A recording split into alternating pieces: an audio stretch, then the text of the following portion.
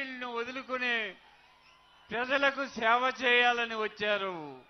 ప్రజాసేవయే కర్తవ్యంగా వచ్చిన ఏకైక వ్యక్తి మన పవన్ కళ్యాణ్ గారు. ఆయన్ని ఆదరించాలి. మన భీమవరంలో నాకు విజయం చేకూర్స్తే పవన్ కళ్యాణ్ గారికి విజయం చేకూర్చినట్టే. పవన్ కళ్యాణ్ గారి విజయం చేకూర్చినట్లే. మీరందరూ కూడా ఆలోచన చేయండి. దయచేసి మీరందరూ కూడా నిశ్శబ్దంగా ఉండి పవన్ కళ్యాణ్ గారు చెప్పే మాటలు వినండి. మన పవన్ కళ్యాణ్ గారు రావటం మన అదృష్టం. ముఖ్యంగా యువతకి ఒక వరం పవన్ కళ్యాణ్. యువతకి వరం పవన్ కళ్యాణ్.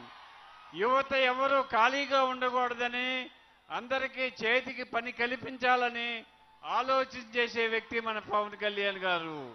ఆయన ఆలోచన ప్రకారం మీరందరూ కూడా ముందుకు సాగాలని, మీరందరూ కూడా మనకి 2 ఓట్లు ఉంటాయి. ఒకటి కమలం గుర్తుకి, ఒకటి గాజు గ్లాసు గుర్తుకి.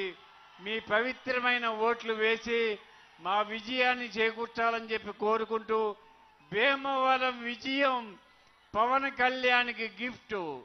భీమవరం విజయం పవన్ కళ్యాణ్ గారికి గిఫ్ట్ ఇవ్వాల్సిన బాధ్యత మనందరి మీద ఉంది.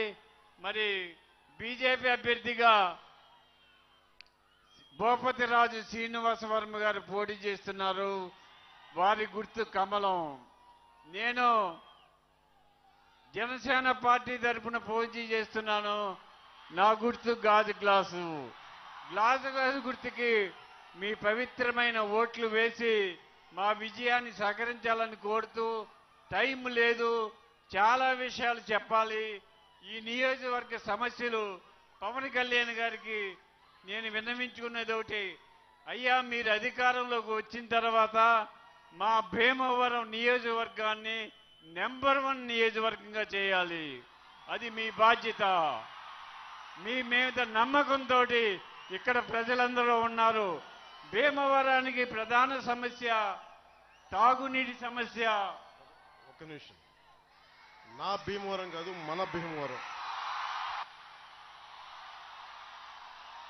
మన భీమవరం అన్న కళ్యాణ్ గారికి వారికి అభినందనలు తెలియజేస్తూ, భీమవరానికి ప్రధాన సమస్య చివరి ప్రాంతాలకి తాగునీటి సమస్య, భీమవరానికి ట్రాఫిక్ సమస్య, సాగునీరు సమస్య.